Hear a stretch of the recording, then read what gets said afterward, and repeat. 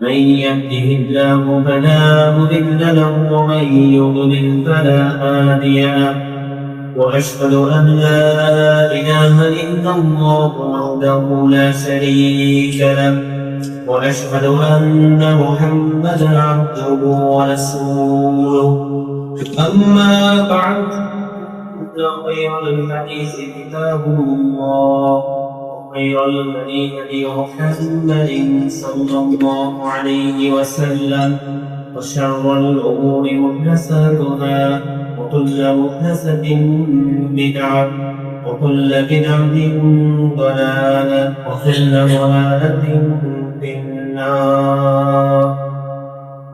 أعوذ بالله من الشيطان الرجيم.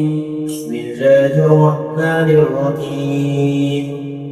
يا أيها الناس اتقوا ربكم الذي خلقكم من نفس واحدة وخلق منها زوجها وبث منهما رجالا كثيرا ونساء واتقوا الله الذي تساءلون به والأرحام إن الله كان عليكم رقيبا. يا أيها الذين آمنوا اتقوا الله حق تقاته ولا تموتن إلا وأنتم مسلمون. يا أيها الذين آمنوا اتقوا الله وقولوا قولا سديدا يصلح لكم أعمالكم ويغفر لكم ذنوبكم ومن يطع الله ورسوله فقد فاز فوزا عظيما. যাবতীয় প্রশংসা নিবেদন করছি সে মহান আলামিনের জন্য, যিনি আমাদেরকে সৃষ্টি করেছিলেন, তার সকল মাখলুকাত করে স্বীকৃতি দিয়েছেন,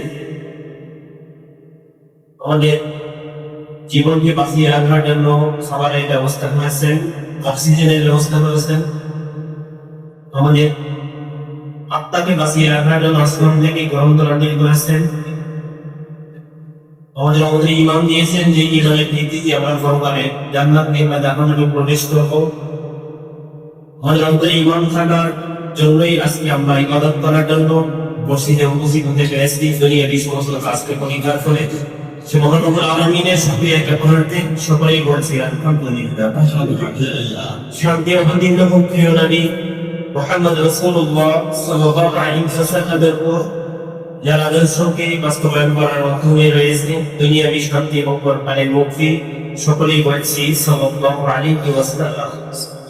সম্মানিত মুসলিমবৃন্দ, পর্দার আড়ালের ভাই ও বোনেরা, ইসলামের পূর্ণাঙ্গ একটা রূপ এটা আজকে আমরা একটু তুলে ধরার চেষ্টা করব পবিত্র কোরআন এবং সুন্নাহর আলো ইনশাআল্লাহ। ওমা তাওফীকি ইল্লা বিল্লাহ আলাইহি তাওয়াক্কালতু ওয়া ইলাইহি উনীব। ইসলামের পূর্ণাঙ্গ রূপ বলতে ইসলামের কিছু পালনীয় বিধান রয়েছে, আবার কিছু বর্জনীয় বিষয় রয়েছে। পালনীয় বিষয়ের ভিতরে কিছু ঐচ্ছিক রয়েছে, আবার কিছু আবশ্যিক রয়েছে। বর্জনীয় বিষয়ের ক্ষেত্রে কিছু আবশ্যিক রয়েছে, আবার কিছু ঐচ্ছিক রয়েছে। পালনীয় বিষয়ের ভিতরে আবশ্যিক যেগুলোকে ইসলামের রূপ বলা হয়। আমরা জানি বুনিয়াল ইসলাম আলা খামস শাহাদাতি লা ইলাহা ইল্লাল্লাহ ইলা আখিরিল হাদিস। এই হাদিসে রাসূল সাল্লাল্লাহু আলাইহি সাল্লাম পাঁচটা বিষয় উল্লেখ করেছেন যেগুলো একজন মানুষের জন্য অপরিহার্য পালনীয় বিষয়, আবশ্যিক। এছাড়াও এই পাঁচটা বিষয় ছাড়াও আরো কিছু বিষয় রয়েছে, যেমন পর্দা করা ইত্যাদি ইত্যাদি অনেকগুলো বিষয় রয়েছে যেগুলো একজন মুসলিমের জন্য আবশ্যিক, মানে অবশ্যই পালনীয়। আবশ্যিক বলতে আমরা কি বুঝি? পালনীয় বিষয়ের ক্ষেত্রে মানে যেটা আমাদেরকে ফলো করতে হবে, এইটার ভিতরে যখন আমরা আবশ্যিক মনে করবো এটা আমার জন্য কম্পালসারি, জরুরি, বাধ্যতামূলক, এটা একটা সীমারেখার ভিতরে অতিক্রম করছে, একটা সীমারেখার ভিতরে দাঁড়িয়ে রয়েছে। কেউ যদি এই আবশ্যক বিষয়টা মেনে না চলে তাহলে মুসলিমের পরিচয়টা সেটা ধরে রাখতে পারবে।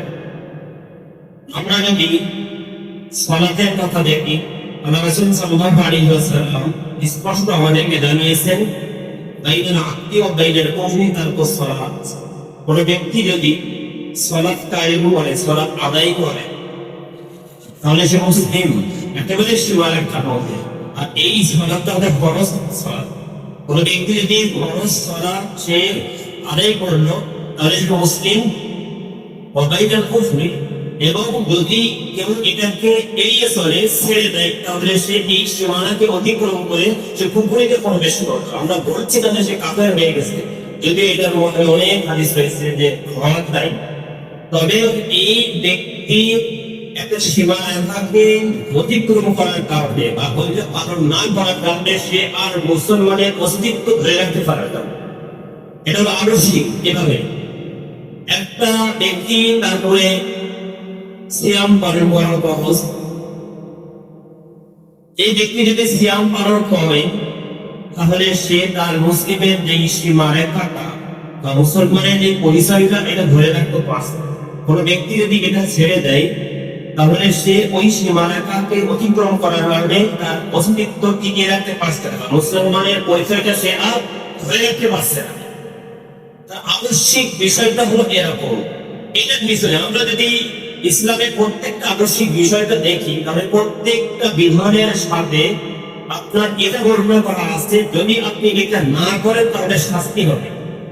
সালাত যদি কেউ পড়ে, ফরজ সালাত, তাহলে এইটার শান্তি বা এইটার সওয়াব, এটা নেকি বর্ণনা করা হয়নি ফরজ সালাতে স্পষ্টভাবে। কোন ব্যক্তি যদি সিয়াম পালন করে, আল্লাহ বলেছেন আমি নিজের হাতে প্রতিদান দেব। কিন্তু যদি কেউ একটা সিয়াম ইচ্ছা করে ছেড়ে দেয়, এর ব্যাপারে কখনো আহ্বান করা হয়েছে। রাসূল বলতেন, কোন ব্যক্তি যদি রমজান মাসের একটা সিয়াম কেউ ছেড়ে দিল, এই ব্যক্তিকে যদি কিয়ামত পর্যন্ত হায়াত দেওয়া হয়, তাহলে ওই একটা সিয়ামের পিছনে সে কখনোই পূর্ণাঙ্গ লাভ করতে পারবে না। তাহলে নেগেটিভ বিষয়, কোন ব্যক্তি যদি 5 ওয়াক্ত সালাত ছেড়ে দেয়, তাহলে সে কাফের হয়ে যাবে। 5 ওয়াক্ত সালাত আদায় করলে সে মুসলিম হচ্ছে। 5 ওয়াক্ত সালাত আদায় করলে কত নেকি হবে, এইটা আল্লাহ বলেননি। তার মানে বিষয়টা হলো এরকম যে আমাদের মুসলমানের পরিচয়টা আমরা ধরে রাখার জন্য এটা সংগ্রাম। মুসলমানের পরিচয়টা ধরে রাখার জন্য সংগ্রাম। আমরা হজের বিষয় জানি, কোন ব্যক্তি যদি তার সামর্থ্য রয়েছে কিন্তু সে হজ পালন করে না, এই ব্যাপারে আল্লাহ রাসূল বলেছেন সে হয় ইহুদি হয়ে মারা যাবে, না হয় খ্রিস্টান হয়ে মারা যাবে। তার মানে সে আর মুসলিমের পরিচয়টা ধরে রাখতে পারছে না। কেন? সে হজ পালন কেন করবে না? এমনি ভাবে কোনো ব্যক্তি যদি যাকাত দেয়, যাকাত দেওয়ার মাধ্যমে বরং যাকাতটা যদি কোনো ব্যক্তি দেয়, তাহলে তার কত নেকি হবে, কি পরিমাণ নেকি হবে, এটা কিন্তু বর্ণনা করা হয়নি। কিন্তু যদি কোনো ব্যক্তি ফরজ যাকাতটা না দেয়, এই না দেওয়ার পক্ষে অনেক দলিল রয়েছে, না দেওয়ার শাস্তি সম্পর্কে অনেক দলিল রয়েছে। কি রয়েছে? কোন ব্যক্তি যদি টাকা পয়সার যাকাত না দেয়, স্বল্প অলংকারের যাকাত না দেয়, কিয়ামতের দিন এইটাকে গরম করা হবে, কিয়ামতের দিন এইটাকে বিষাক্ত সাপে রূপান্তর করা হবে এবং তাকে দংশন করবে, তাকে সেক দেওয়া হবে পিঠে এবং পেটে। কোন ব্যক্তি যদি গরু ছাগলের যাকাত প্রদান না করে, উটের যাকাত যদি না করে, কিয়ামতের দিন এইটাকে মোটাতাজা করা হবে, এইটাকে বড় করে রাখা হবে, বড় করা হবে এবং ওই ব্যক্তিকে পদদলিত করবে। এটা আসলে কিন্তু যাকাত দিলে আপনার অস্তিত্ব রক্ষা হচ্ছে, আপনার মুসলমানের যে পরিচয়টা রয়েছে, আপনি এটা বলতে পারবেন না আমি যাকাত দিলাম মানে আমার আল্লাহ রাব্বুল আলামিনের পক্ষ থেকে আমাকে এত নেকি দেওয়া হবে, এটা আপনি বলার অবকাশ নেই, আপনারা এটা বলতে পারবেন না। কিন্তু যদি আপনি বলেন যে আমি যাকাত দেইনি, 1 টাকা যাকাত দেইনি, তার মানে আল্লাহ রাব্বুল আলামিন আমার জন্য শাস্তিটা বরাদ্দ করে রেখেছেন এবং আমার হাজার হাজার কোটি টাকা সব নাপাক হয়ে যাচ্ছে। আমি কি বলেন পারতেছি? সম্মানিত মুসলিম, এবার আসেন যে আমরা প্রত্যেকটা বিষয় যেটা পালনীয়, আবশ্যিক ভাবে যেটা আমাদের জন্য পালনীয়, সেইটা যদি আমরা না করি তাহলে আমাদের মুসলমানের অস্তিত্ব ধরে রাখতে আমি পারবো না। কিন্তু যদি পালন করি তাহলে আমার মুসলমানের পরিচয়টা আমি ধরে রাখতে পারছি। এইটার পাশাপাশি যদি আমরা নফল বা সুন্নাতের দিকে দেখি, মনে করেন যে আমরা 5 ওয়াক্ত সালাতের 12 রাকাত সুন্নাতের আওয়াজ দেওয়া, মানে আল্লাহ রাসূল সাল্লাল্লাহু আলাইহি ওয়াসাল্লাম আমাদেরকে বলেছেন, তিনি বলেছেন এই 12 রাকাত সুন্নাত সালাত কোন ব্যক্তি যদি এই 12 রাকাত সুন্নাত সালাত আদায় না করে তাহলে তার শাস্তি আছে, এটা কোথাও আমরা পাবো না। এরপরে শাস্তির কথা উল্লেখ করা হয়নি। কিন্তু এতটুকু রয়েছে, কোন ব্যক্তি যদি এই 12 রাকাত সুন্নাতের অবহেলা করে আল্লাহ রাসূল হয়তো বা তার ব্যাপারে সুপারিশ করা থেকে বিরত থাকবে, এতটুকু বলা আছে। কিন্তু যদি আমরা এই 12 রাকাত সালাত থেকে বিরত থাকি, ওটা মুসলমানের পরিচয় থেকে হারিয়ে যাব না, আমাদের মুসলমানের পরিচয় অস্তিত্বটা নষ্ট করতে পারবো না, মানে নষ্ট হবে না। তাহলে এই সুন্নাত সালাত আদায় করলে কি হবে? প্রথম ফজিলত, যে কোনো ব্যক্তি যদি এটাকে গ্রহণ করে দেয়, 12 রাকাত সুন্নাত নিয়মিত সালাত আদায় করে, তাহলে আল্লাহ রাসূল সাল্লাল্লাহু আলাইহি সাল্লাম বলেছেন যে আমার জন্য ওয়াজিব হয়ে যায় ওই ব্যক্তিকে সুপারিশ করে জান্নাতে প্রবেশ করানো। সুবহানাল্লাহ। তার মানে কোন ব্যক্তি 5 ওয়াক্ত সালাত আদায় করে জান্নাতে যাবে এটা নিশ্চয়তা নেই, কিন্তু কোন ব্যক্তি যদি সুন্নাত সালাত নিশ্চয়তা দিতে পারে ফরজের পাশাপাশি, এটা ফরজের পাশাপাশি, তাহলে আল্লাহ রাসূল এটা ব্যাপারে নিশ্চয়তা দিচ্ছে, তার মানে এটার মর্যাদা বেশি হয়ে যাচ্ছে। কোন ইবাদত আমার উপরে ফরজ ছিল না, এটা আমার জন্য আবশ্যক ছিল না, এরকম একটা সালাত যদি আমরা পালন করি তাহলে কি হবে? যেহেতু উদাহরণ দেই, একজন ব্যক্তি প্রতিদিন ফজর সালাতে, মানে ফরজ সালাত পড়ার পরে, ফজরের ফরজ সালাত পড়ার পরে সে জায়নামাজে বসে থাকলো, সূর্য ওঠা পর্যন্ত অপেক্ষা করলো, সূর্য ওঠার পরে সে 2 রাকাত সালাত আদায় করলো, সালাতুল ইসরাম। এটাকে যদি আরেকটু মনে পড়ে তাহলে সালাতুল দুহা, এটাকে যদি আরো একটু মনে পড়ে তাহলে সালাতুল আওয়াবিন। একই সালাত 3টা নাম। কেউ যদি এই ইশরাকে সালাত আর সালাতুল দুহা আদায় করে 2 রাকাত সালাত তাহলে তার ফজিলত হলো সেই ব্যক্তিকে পূর্ণাঙ্গ একটা হজ, পূর্ণাঙ্গ একটা ওমরা নেকটা আমলনামায় যুক্ত করা হবে। বলেন তো এই সালাত যদি কোনো ব্যক্তি জীবনে আদায় করেনি, এর কি কোনো জরিমানা রয়েছে? এর কোনো জরিমানা নেই, এর কোনো শাস্তি নেই। কিন্তু যদি এটা আমার উপরে আবশ্যক ছিল না, কিন্তু আমি এটা দায়িত্ব মনে করে এটা পালন করলাম, পালন করার পক্ষ থেকে 5 লাখ টাকা লাগে, 5-6 লাখ টাকা লাগে হজ করতে গিয়ে, কত পরিমাণ সময় ব্যয় করতে হয়, ওমরা করতে গেলেও এমন সময় ব্যয় করতে হয়, টাকা পয়সা খরচ করে তারপরে এটা করতে হয়, কিন্তু আমি এই 2 রাকাত সালাতের বিনিময়ে এটা পেয়ে যাচ্ছি। সুবহানাল্লাহ।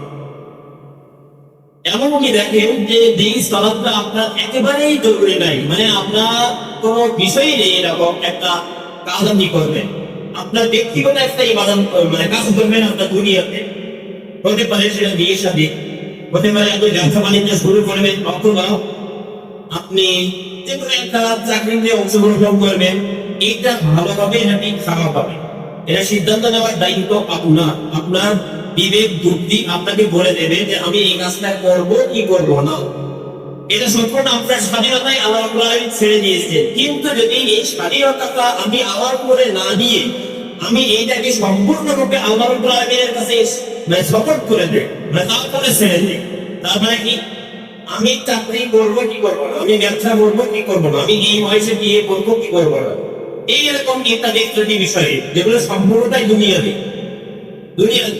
এই দুনিয়াতে হওয়ার পরেও যদি আপনি আপনার এই কাজটাকে আল্লাহর কাছে ছেড়ে দেন, কি সালাতে নেওয়া বলে? সালাতুল বলেন ইস্তেখারা।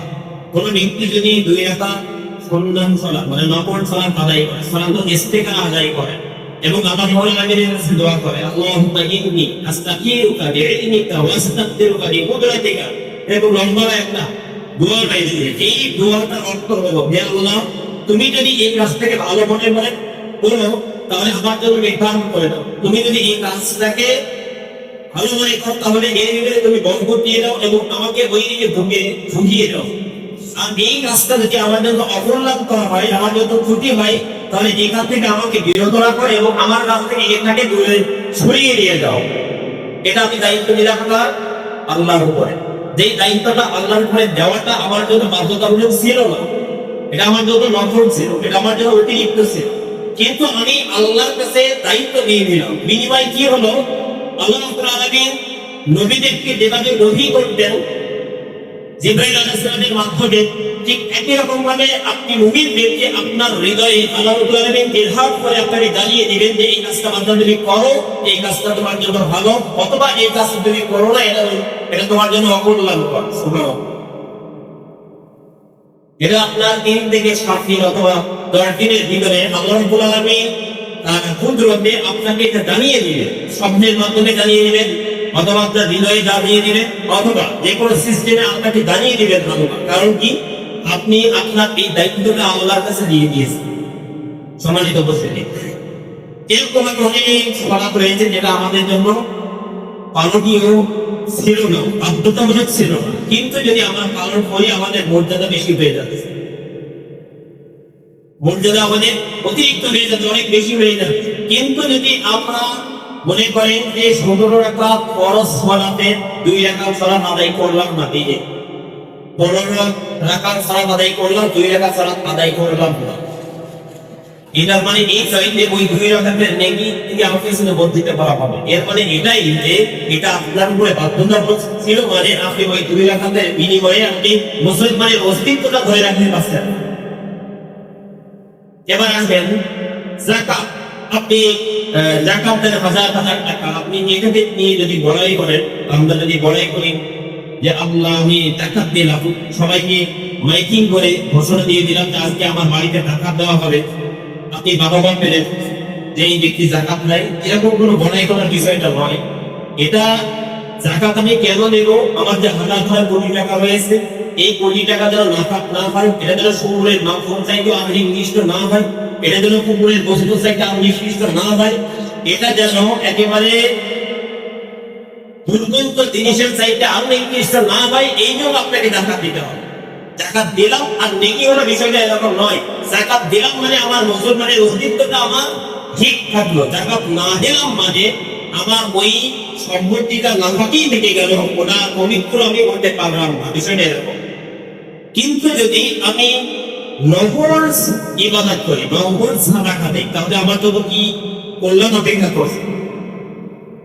রাসূল সাল্লাল্লাহু আলাইহি ওয়াসাল্লাম বলেছেন, কোন ব্যক্তি যদি নফল সাদাকা করে, প্রতিদিন 2 জন ফেরেশতা আসমান থেকে নাজিল হয়, সুবহানাল্লাহ। 2 জন ব্যক্তির মানে 2 জন ফেরেশতা একজন বলে আল্লাহ তুমি দানকারীকে আরো সম্পদ বাড়িয়ে দাও। এটা কিন্তু যাকাত না, এটা হলো নফল সাদাকা, নফল সাদাকা, নফল দান। যে ব্যক্তি দান করে, নফল সাদাকা করে, তার সম্পদকে তুমি আরো বাড়িয়ে দাও। আর যে ব্যক্তি কৃপণতা করে তার সম্পদ ব্যয় করতে, একে তুমি ধ্বংস করে দাও। এটা হলো একটা হাদিস। আমরা যদি কয়েকটা হাদিস আমরা দেখি যেটা আমাদের জন্য উচিত, মানে আমাদের উপরে আবশ্যক ভাবে এটা পালনীয় বিধান ছিল না, তারপরেও আমরা এটাকে গ্রহণ করে দিলাম, তাহলে আমাদের জন্য কি উপকার হয়।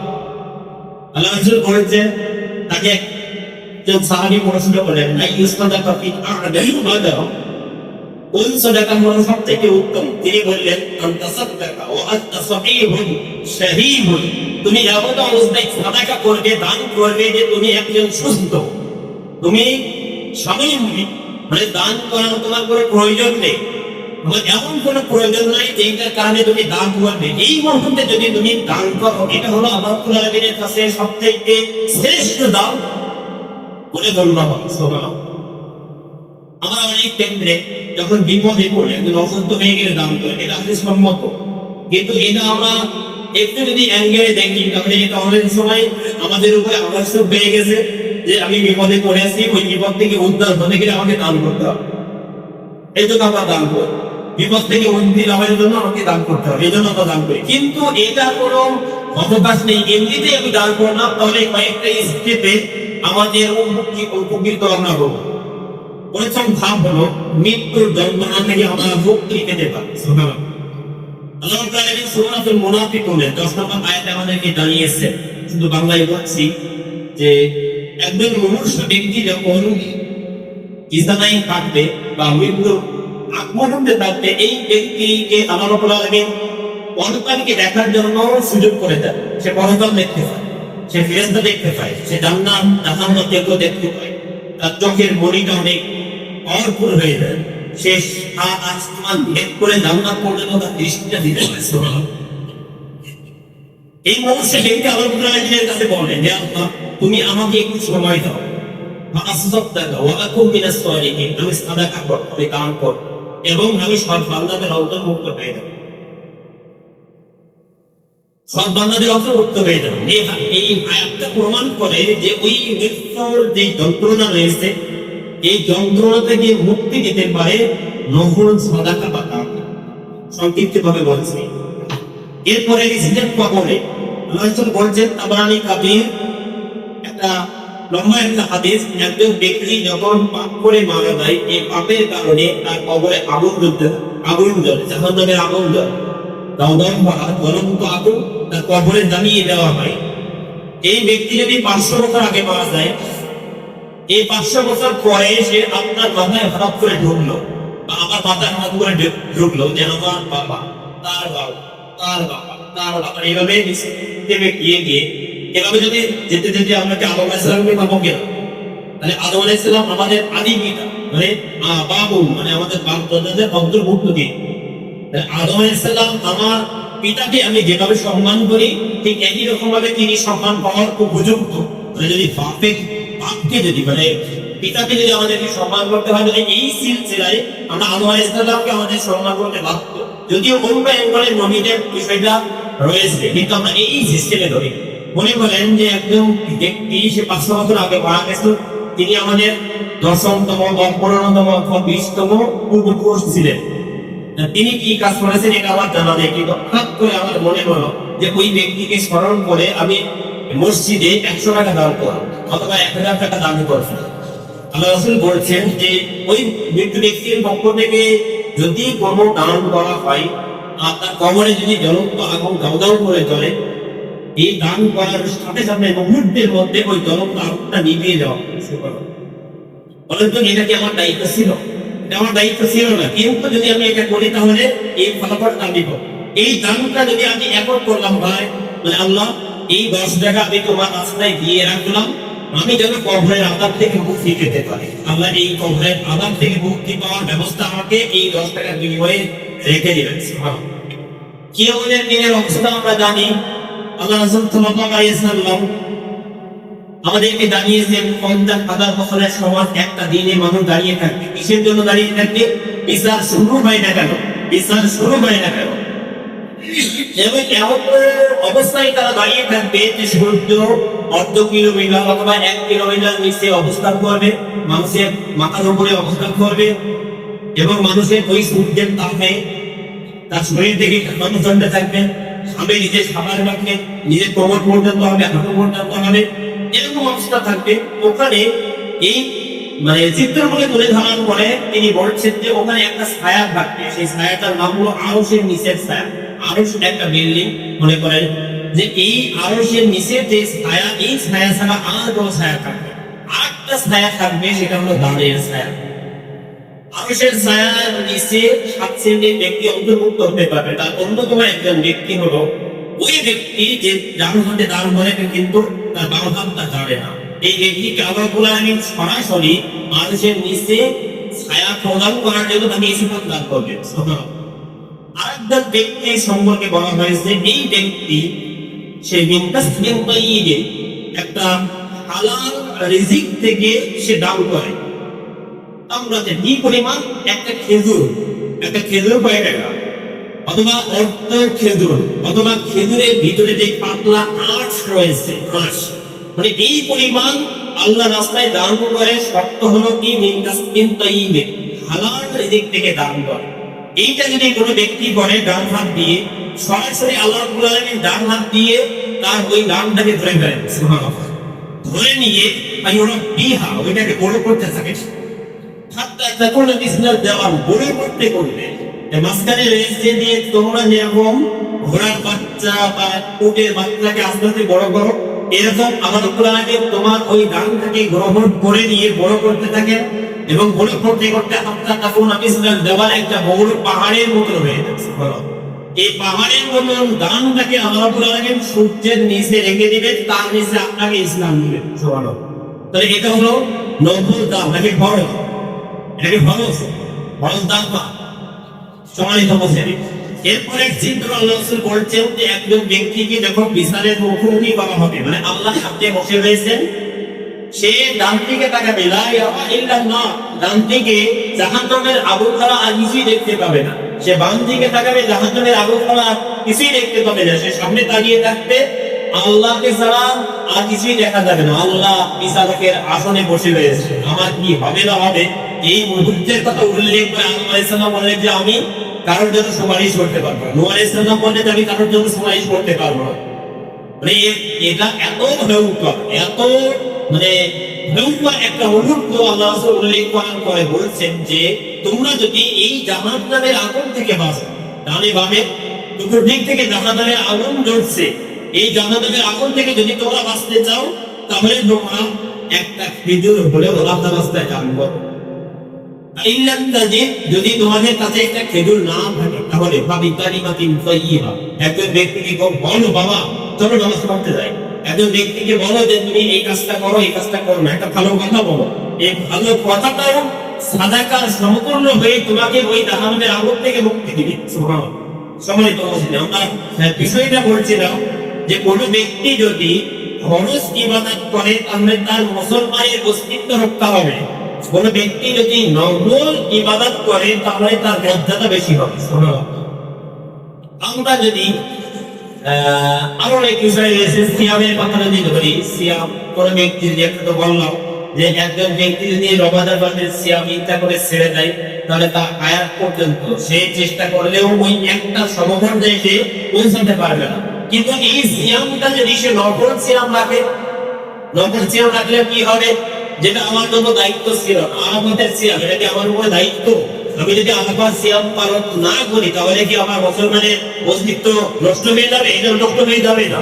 কিন্তু যদি আমি আরাফাতের সিয়ামটা রাখি তাহলে কি হবে, আরাফাতের সিয়াম রাখলে আল্লাহ রাসূল বলছেন যে তার বিগত এক বছর পরবর্তী এক বছরের এই 2 বছরের সব গুনাহকে তাকে মিলিয়ে দেওয়া হবে। সুবহানাল্লাহ। আসলে সিয়ামের দুইটা, এটা কি আমাদের উপরে দায়িত্ব ছিল, এটা আমাদের উপরে আবশ্যিক ভাবে এটা দায়িত্ব ছিল না, কিন্তু যদি আমরা এটা পালন করি তাহলে আমাদের জন্য 1 বছরের গুনাহ মাফের একটা ব্যবস্থা করা হয়েছে। এমনি ভাবে কোনো ব্যক্তি যদি একটা নফল সিয়াম পালন করে আল্লাহ জন্য, মান সামা ইয়াওমান ফি সাবিলিল্লাহ বা'আদা আল্লাহু ওয়াজহাহু আনিন নার 70 তরিকান, আল্লাহ রাব্বুল আলামিন ওই ব্যক্তিকে জাহান্নাম থেকে 70 বছরের জন্য দূর করে দিবেন। সুবহানাল্লাহ। তাহলে এটা কোন সিয়াম নাকি ফরজ সিয়াম? ফরজ সিয়ামের বিষয়ে আল্লাহ বলছেন যে আমি নিজের হাতে দেব, এটা কেউ জানে না। নিজের হাতে কি দিবেন? যদি আমার ঈমান ঠিক থাকে তাহলে তো আমরা পাবো, যদি না থাকে তাহলে আমরা পাবো না। কিন্তু এটা একেবারে স্পষ্ট যে এটা আমার উপরে দায়িত্ব ছিল না, দায়িত্ব মনে করে আমি যদি পালন করি, পালনীয় বিষয় আমরা স্পষ্ট হতে পারলাম আশা করি। এবার আসেন বর্জনীয় বিষয়। আল্লাহ রাসূল সাল্লাল্লাহু আলাইহি ওয়াসাল্লাম আমাদেরকে একটা স্পষ্ট হাদিসে জানিয়েছেন, ইন্নাল হালালা বায়্যিনুন ওয়া ইন্নাল হারামা বায়্যিনুন, নিশ্চয় হালাল স্পষ্ট। হালাল কি স্পষ্ট কিনা? আমি ভাত খেতে পারবো কি পারবো না, যদি ডাক্তার বলছেন এটা আপনার শরীরের জন্য ক্ষতিকর, কিন্তু আমার জন্য হালাল কিনা, এটা আমার জন্য হালাল, স্পষ্ট হালাল। মধু আমার জন্য হালাল কিনা, গরুর গোশত আমার জন্য হালাল কিনা, এটা আমার জন্য হালাল। এই রকম বিষয়গুলো রয়েছে যেগুলো স্পষ্ট আমার জন্য হালাল। আরেকটা বিষয় রয়েছে ওয়াইনাল হারামা বায়্যিনুন, স্পষ্ট হালাল। শুকরের গোশত খেতে পারো, শুকরের গোশত এটা আমার জন্য হারাম নাকি হালাল? এক বাক্যে উদাহরণ মানে এক কথাই জবাব দিতে হবে যে এটা হালাল নাকি হারাম, এটা নাকি না, এটা আমি খাবো নাকি খাবো না।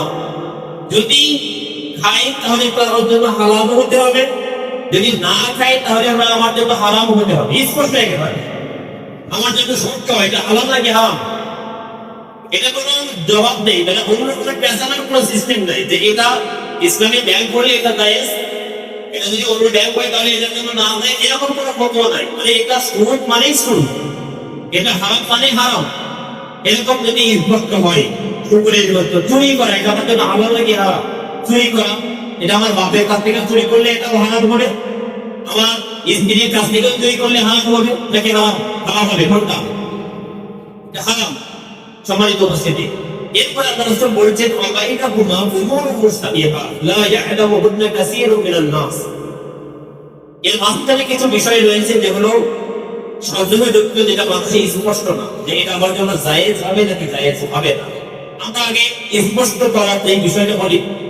মনে করেন যে একজন ব্যক্তি সুদ গ্রহণ করলো, তার মানে সে কি হয়ে গেল? সে ইসলামের গণ্ডি অতিক্রম করত। আল্লাহ বলছেন যে আল্লাহ তোমরা সাবধান হয়ে যাও, লিকুল্লি মালিকিন হিমা, প্রত্যেকটা বাদশার একটা সীমানা রয়েছে, একটা সীমানা। আমরা মানে পালনীয় বিষয়ের ক্ষেত্রে সীমানা পেলাম কি? ফরজ, মানে ফরজটা থেকে আমরা পিছনে গেলেই পিছনে চলে আসলেই আমাদের সীমানাকে আমরা অতিক্রম করবো, মুসলমানের পরিচয়টা রক্ষা হতে পারবে না। আর হারামের ক্ষেত্রে সীমারেখা হলো নিষিদ্ধ ভিতরে সীমারেখা হলো আমাদের আল্লাহ যেই হারামগুলো রয়েছে যেইগুলো, এইটা যদি কেউ পরিমাণ অতিক্রম করে, কেউ যদি মদ খায়, মদটা যদি এক কোনা খায় সেটাও যেরকম তার জন্য হারাম, কেউ যদি 1 গ্যালন খায়, 1 লিটার খায়, 1 মোল খায়, সেটাও তার জন্য হারাম। মানে এটা হলো একটা সীমানা। এই সীমানাকে অতিক্রম করা মানেই হলো সে মুসলমান থেকে বিরত হয়ে যাবে, মুসলমানদের থাকতে পারবে না। এটা অনেক দলিল রয়েছে, আমি মদ খাওয়া দিয়ে দলিল দিচ্ছি। কোন ব্যক্তি যদি মদ পান করে তাহলে তার 40 দিনের 15 রকমের সওয়াব কবুল হবে না। এটা কি আছে কিনা হাদিসে? 15 রকমের সওয়াব কবুল হবে না। বলেন তো একজন ব্যক্তি যদি এক ওয়াক্ত সালাত যদি কবুল না হয়, সে মুসলমানের অস্তিত্ব ধরে রাখতে পারছে না। সেখানে যদি একজন ব্যক্তি 40 দিন পর্যন্ত সালাত কবুল করা না হয়, তাহলে কি আশা করা যায় যে তার অন্তরে ঈমান রয়েছে বা সে মুসলমানদের ভিতরে রয়েছে? এটা কল্পনা করা যায়। একজন ব্যক্তি যখন চুরি করে, চুরি করার সময় তার হৃদয় থেকে ঈমানটা বেরিয়ে যায়। ঈমানটা বেরিয়ে গিয়ে মাথার উপরে আসমানে মানে এই ফাঁকা জায়গায় পড়তে থাকে। যদি সে তওবা করে, যার জিনিস চুরি করেছে তাকে যদি ফেরত দিয়ে দেয়, তওবা করে, তওবাটা যদি আল্লাহর কাছে গ্রহণ করা হয়, এই তওবাটা যদি আল্লাহর কাছে গ্রহণ করে যে তোমার তওবাটা কবুল করা হয়েছে, তোমাকে ক্ষমা করে দেওয়া হয়েছে, তুমি যার টাকা চুরি করেছো সে তোমাকে ক্ষমা করে দিয়েছে, এরকম যদি পরিস্থিতি হয় তাহলে ওই ঈমানটা আবার তার হৃদয়ে আল্লাহ ফেরত দিয়ে দেন। কিন্তু যদি কেউ চুরি করা অবস্থায় আল্লাহর ইবাদত করে, সে কি অবস্থায় রয়েছে বলেন? সে ঈমানহীন অবস্থায়, বাংলা কথায় বলছে বেঈমান অবস্থায় সে অন্য ইবাদত করছে। এই অবস্থায় সে ফরজ আদায় করে, এই অবস্থায় সে সিয়াম পালন করে, এই অবস্থায় সে হজ পালন করে কিনা? তাহলে যদি হৃদয় থেকে ঈমানটা পালিয়ে যায়, ঈমানটা না থাকে, আর এই অবস্থায় যদি কেউ ইবাদত করে, ওর ইবাদত কি গ্রহণযোগ্য? তার মানে এর ইবাদতটা যদি গ্রহণযোগ্য না হয়, আর ফরজ ইবাদত যদি সে করে গ্রহণযোগ্য করাতে না পারে, তাহলে তাকে মুসলমান বলা যেতে পারছে না। সম্মানিত উপস্থিতি, এরকম ভাবে যদি আমরা চিন্তা করি যে কোনো ব্যক্তি যদি জেনা ব্যভিচার করে, জেনা করার মুহূর্তে তার ঈমানটা এবং শরীর থেকে বের হয়ে যায়। তার মানে প্রত্যেকটা বিষয় ফরজ যেটা আমরা কারণীয়, সেটা যদি আমরা পালন করি তাহলে আমার মুসলিমের অস্তিত্ব আমি ধরে রাখতে পারবো। কোন ব্যক্তি যদি নিষিদ্ধ বিষয়টা গ্রহণ করা থেকে বিরত থাকে, নিষিদ্ধ বিষয় থেকে গ্রহণ করা থেকে বিরত থাকে, তাহলে তার মুসলমানের অস্তিত্বটা সে ধরে রাখতে পারছে। বলেন তো একজন ব্যক্তি মদ পান করে না, এটার জন্য কি তার আলাদা নেকি দেওয়া হবে? আলাদা নেকি দেওয়া হবে। কিন্তু যদি কেউ মদ পান করে তাহলে তার শাস্তি কি বলা হচ্ছে? তার ইবাদত কবুল হবে না, এবং তাকে 80টা বেত্রাঘাত করতে হবে যদি সে এই মদ পান করা থেকে তওবা করতে চায়। কোন ব্যক্তি যদি জেনা ব্যভিচার না করে, এটা তো আলাদা হয়তো বা অন্য সিস্টেমে ফজিলত রয়েছে, কিন্তু আমি জেনা ব্যভিচার করলাম না, এইটার জন্য কি আমি বলতে পারবো যে আমার পক্ষ থেকে আমাকে 1 কোটি রেখে দেওয়া হয়েছে? এটা কি বলার সুযোগ হয়েছে? এটা বলার সুযোগ নেই। কিন্তু যদি আমি জেনা ব্যভিচার করি তাহলে আমার জন্য বলা হয়েছে যদি আমি বিবাহিত হই তাহলে আমাকে পাথর মেরে হত্যা করতে হবে, আর যদি আমি অবিবাহিত হই তাহলে আমাকে 100 বেত্রাঘাত করে 1 বছরের জন্য দেশ থেকে বের করে দিতে হবে, শাস্তি। তার মানে এটা হলো সীমারেখা, কেন আমি অতিক্রম করবো? কিন্তু যেই বিষয়টা সন্দেহযোগ্য, মনে করেন যে এই বিষয়টা আমার জন্য হালাল নাকি হারাম, এটা আমি বুঝতে পারছি না। উদাহরণটা হলো মনে করেন যে আপনি জিন্সের প্যান্ট পরেন অথবা হাতা কাটা শার্ট গায়ে যায়, এটা আপনার জন্য জায়েজ নাকি না জায়েজ? যদি আমরা ফতোয়াতে যাই, মানে এটা আমার জন্য উচিত হবে নাকি উচিত হবে না, এই ফতোয়াতে যদি যাই তাহলে এটা 100% উত্তর হবে যে এটা আপনার জন্য জায়েজ। কিন্তু আমি যদি বলি যে ভাই কিন্তু আমি আমার জন্য এটা আমি ঠিক হবে না, আমি এখানে জিন্সের প্যান্ট পরে, তারপরে জিন্সের প্যান্ট অবশ্যই টাকুর নিচে থাকে, এটা হলো স্পষ্ট হারাম। টাকুর নিচে থাকলে এটা হলো কি স্পষ্ট হারাম। এটার ব্যাপারে আল্লাহ জবাবদিহিতা রয়েছে, জাহান্নামের শাস্তি প্রদান করা হবে টাকুর নিচে যদি কেউ কাপড় পরে। কিন্তু আমি টাকুর উপরে পরলাম, জিন্সের প্যান্ট পরলাম, একটা শার্ট গায়ে দিয়ে মাথায় টুপি নাই, এভাবে আমি কোথাও দাঁড়ালাম, তাহলে তো এটা আমার জন্য উচিত হবে কিনা, মানে এটা আমার জন্য জায়েজ হবে কিনা? প্রথম কথা হলো যে এটা আমার জন্য জায়েজ। আমার জন্য জায়েজ, নিষিদ্ধ নয়। কিন্তু এইটা আমি আমার ব্যক্তিগতভাবে আমি আমার নিজের জন্য হারাম মনে করি। কারণ কি আমি আমার জন্য হারাম মনে করব? এই কারণে যে এইটা নিয়ে যখন আমি এখানে দাঁড়াবো তখন আমার অনেকগুলো হাদিস পালন করা হচ্ছে। আল্লাহ রাসূল বলছেন যে তোমরা ঢিলে ঢালা পোশাক পরো, সাদা পোশাক পরো, মানে এরকম নৈশিসাযুক্ত বা এরকম পোশাক তোমরা পরিধান করো, এরকম হাদিস আছে। তাহলে আমি ব্যক্তিগতভাবে কি ওটা নিজেকে হারাম মনে করব যে এটা আমার জন্য হারাম নয়, কিন্তু আম ভাবে এটা জায়েজ, এটা জায়েজ। আমরা আরেকটা উদাহরণ দেই যে আপনি সিদার করতে পারবেন কি পারবেন? সিদার মানে আপনার স্ত্রী ঘরে একটা সন্তান চলে এসেছে। আমি এর আগে ওইটা বলছি, তবে এটা উদাহরণের সঙ্গে এই জন্য আজকে আমি বলছি যে সিদার আপনার জন্য করা উচিত হবে না, উচিত হবে না। আপনি যদি 100 জন আলেমের কাছে প্রশ্ন করেন 95 জন আলেম বলবে যে এটা আপনার জন্য হালাল, মানে এটা আপনার জন্য জায়েজ। কিন্তু আমি ব্যক্তিগতভাবে এটা হারাম মনে করি। কারণ কি একটা সিদার আপনি কেন করবেন? এই কেন উত্তর দিয়ে যখন আপনি ব্যক্তিগতভাবে আল্লাহ রাব্বুল আলামিনের সাথে ওটা কানেকশন দেখে আপনি যখন ফিল করবেন তখন আপনি এটার উত্তর খুঁজে পাবেন। এবং শেষ দিক থেকে যদি আসি, মনে করেন যে আপনার 2টা সন্তান হয়ে গেছে, 3য় নম্বর সন্তানের সময় আপনি ডাক্তারের কাছে গেছেন। ডাক্তার প্রথম একটা কথা বলবে আপনাকে, আপনি কেন এখন সন্তান নিতে গেলেন? একথা বলে দেবেন যে কেন আপনি এখন এই সন্তানটা নিতে গেলেন, এই কথাটা কিন্তু কুফরি কথা। এরপরে কথা বলবে যে আপনি এই সন্তানটা আর নিবেন না, এটা হলো কুফরি কথা। এরপরে বলবে যে আপনার যেহেতু এর আগে 2বার সিজার করা হয়েছে, এইটা দিয়ে 3বার হবে, তাহলে আপনার স্ত্রীর জীবন বহনের একটা প্রশ্ন হয়ে দাঁড়িয়েছে। আপনি একটা কাজ করে যদি সন্তান থেকে বিরত না থাকতে যদি না পারেন, তাহলে আপনার ওই স্ত্রীর সন্তানের যে নারীটা হয়েছে এটা কেটে দেন। এটা হলো পুরোই একটা আমল। এরপরে বলবে কি যদি আপনি এটা না করতে পারেন তাহলে আপনার সন্তান যদি চলে আসে তাহলে উনি একটা বড়ি খাওয়ার মাধ্যমে ওনাকে নষ্ট করে দেন। মানে তো এই তৃতীয় ধাপে এসে যে কাজগুলো করা হচ্ছে, এই কাজগুলোকে হারাম নাকি হারাম? এই কাজগুলো হারাম নাকি হারাম? এর প্রত্যেকটাই হারাম। কিন্তু এই হারামটা যদি আমি প্রথম ধাপে যদি নিয়ে যাই, যদি আমার অন্তর থেকে আমি ফিল করি প্রথম ধাপে আপনার সন্তান সম্ভাবনা, আপনার স্ত্রী ধর্মের সন্তান চলে এসেছে, আপনাকে বলা হয়েছে সিজার করার জন্য পরামর্শ দেওয়া হচ্ছে ডাক্তারের পক্ষ থেকে।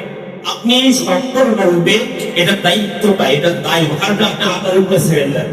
আমরা যদি একটা হাদিস দেখি যেখানে বলা হয়েছে যে একজন মহিলাকে শহীদের মর্যাদা দেওয়া হবে। 7 শ্রেণীর ব্যক্তিকে আল্লাহ তাআলা পূর্ণাঙ্গ শহীদ হওয়ার মর্যাদা দান করবেন। সুবহানাল্লাহ।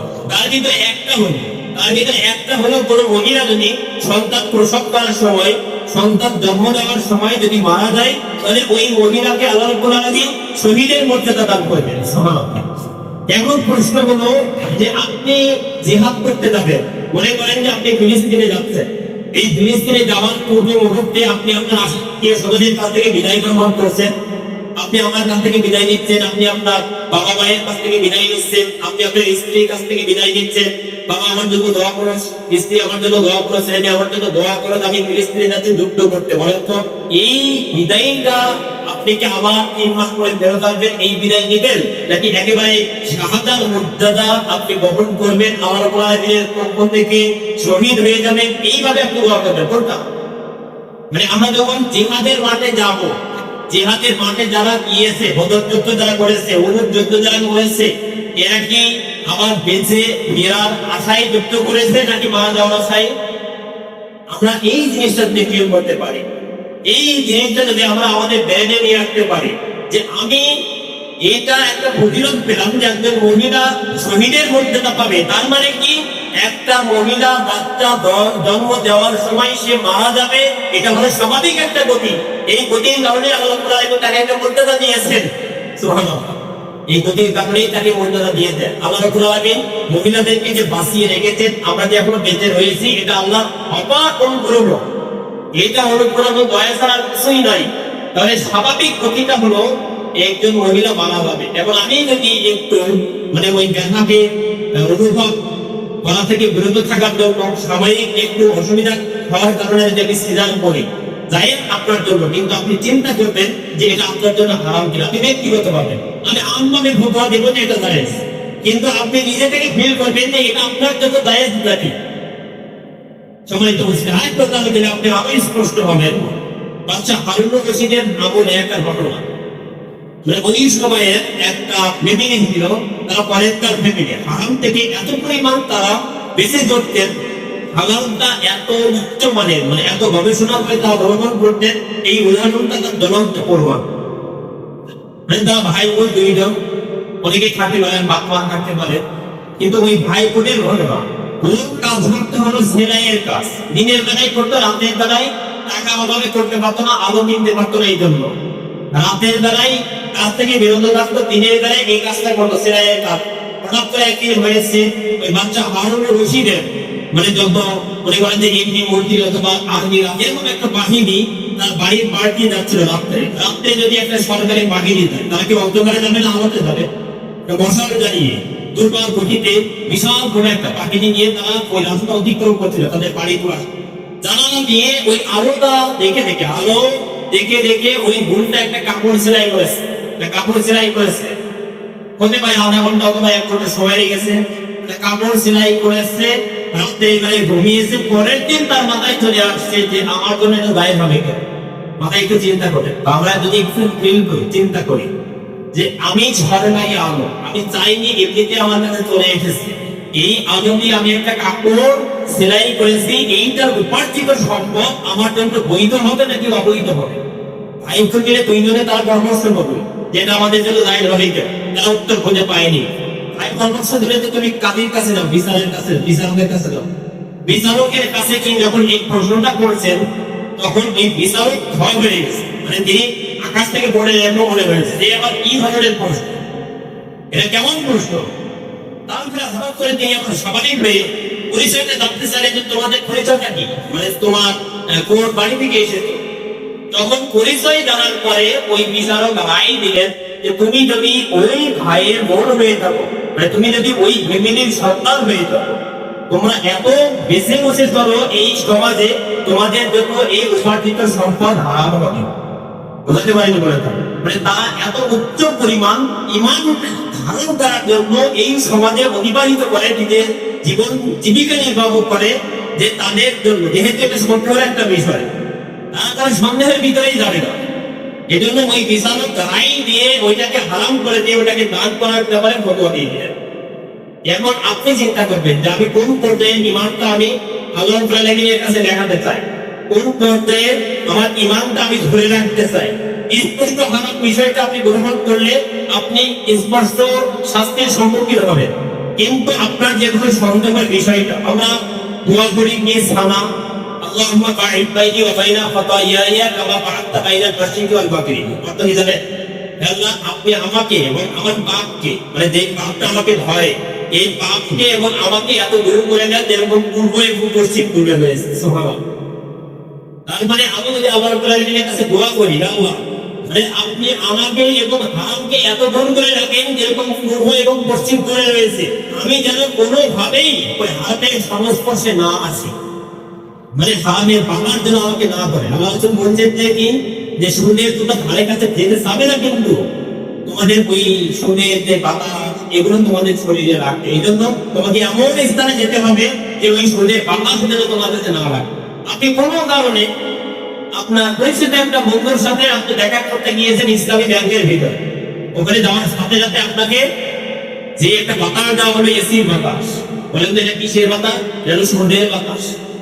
মানে এই বাতাস আপনার কিছুই লেনদেন নেই, আপনি ব্যাংকে লোন দেন না, আপনি ওখানে টাকা রাখেন না, কিছুই করেন না, আপনি শুধু গেছেন কি আপনার বন্ধুর সাথে সাক্ষাৎ করার জন্য। সেক্ষেত্রে দেখা গেছে যে এই বাতাসটা আপনার শরীরে রাখছে।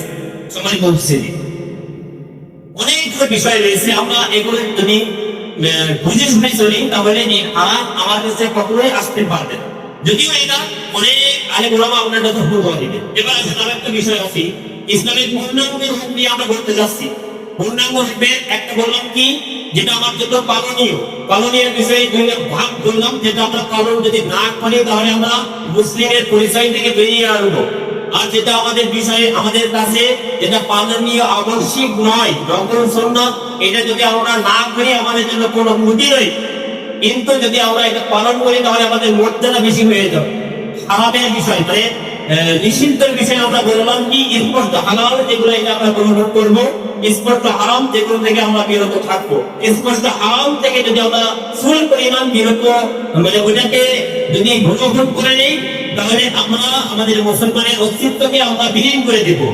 আর যদি আমরা কম মানে যেটা আমাদের জন্য জায়েজ তার কথাটা অপছন্দনীয় এরকম বিষয় থেকে যদি আমরা বিরত থাকি, তাহলে আমাদের মর্যাদা বেশি হয়ে যাবে।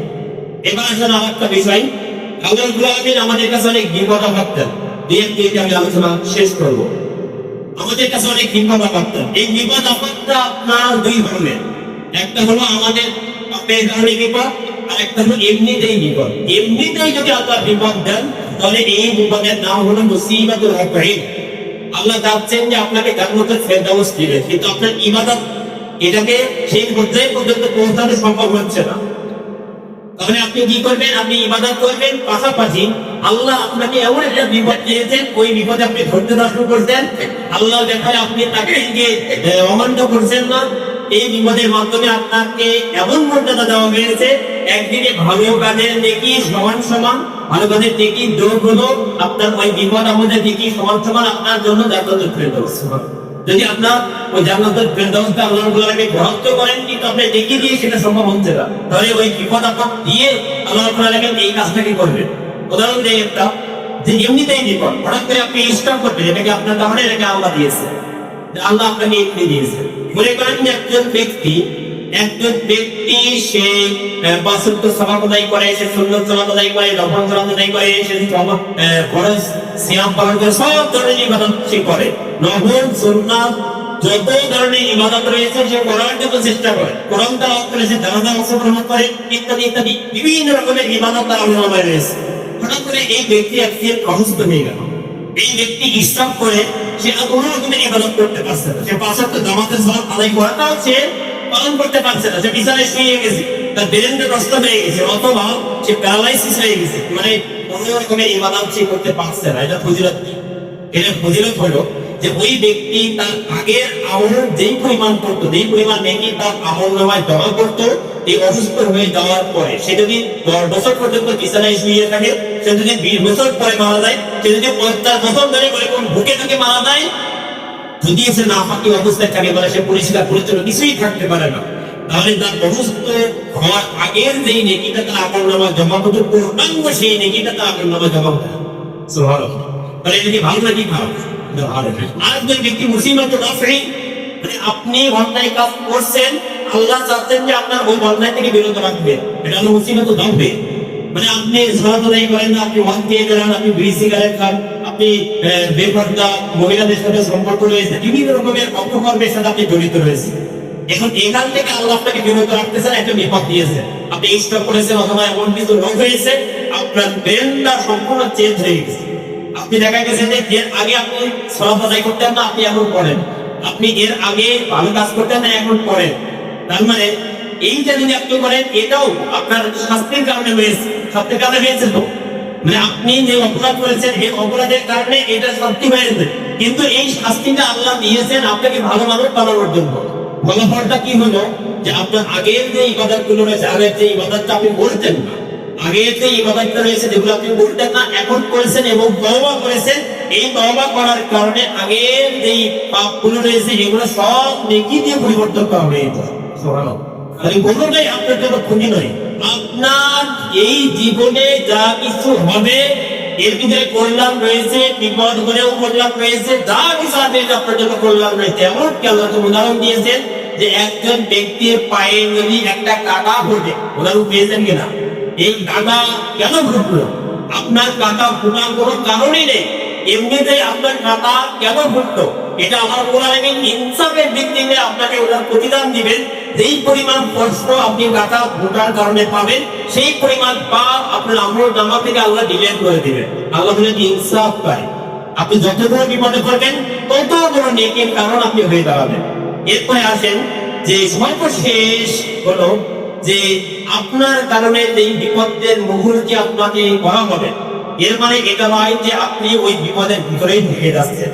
আপনি যদি শাস্তির মুখোমুখি হয়ে যান, তাহলে আপনি নিষ্পাপ হয়ে যাবেন। উদাহরণ হলো আপনি চুরি করার অপরাধে আপনার হাতটা কেটে দেওয়া হয়েছে, তার মানে কি আপনাকে আবার চোর বলা হবে? চলতে হবে না। আপনি মনে করেন যে জেনা ব্যভিচার করার কারণে আপনাকে পাথর মেরে হত্যা করা হচ্ছে, তার মানে কি আপনার ওই পাথর মেরে হত্যা করার মাধ্যমে আপনি যে অপরাধী ছিলেন এই অপরাধ থেকে আল্লাহ তাআলা নিষ্পাপ করে দিচ্ছেন। এমনি ভাবে আপনি মদ খাওয়ার অপরাধে আপনাকে যে 80টা বেত্রাঘাত করা হচ্ছে, এইটার মাধ্যমে আপনার ওই পাপ থেকে একেবারে নিষ্পাপ করা হচ্ছে। আমরা খালিদ বিন ওয়ালিদের একটা উদাহরণ দেই।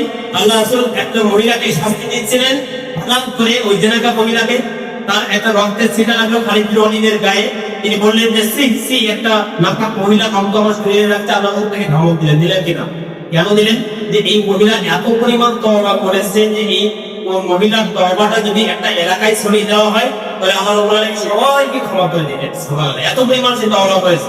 কিন্তু এই তওবাটা গ্রহণ করার জন্য শর্ত হলো কি? শর্ত হলো যে তাকে ওই ইসলাম করা, মানে ওইটা না করা পর্যন্ত এই তওবা এই মর্যাদা রয়েছে, এই পর্যন্ত সে পৌঁছাতে পারছে না। মানে যখনই তাকে এই কার্যকর করা হচ্ছে, ফাঁসি কার্যকর করা হচ্ছে, তার শাস্তি কার্যকর করা হচ্ছে, তখনই তার তওবাটা প্লাস এই ফাঁসি কার্যকর করা যে অপরাধের শাস্তি, এইটা সমান সমান হয়ে পজিটিভ ভাবে তাকে জান্নাতের ভিতরে প্রবেশ করিয়ে দেওয়া হচ্ছে।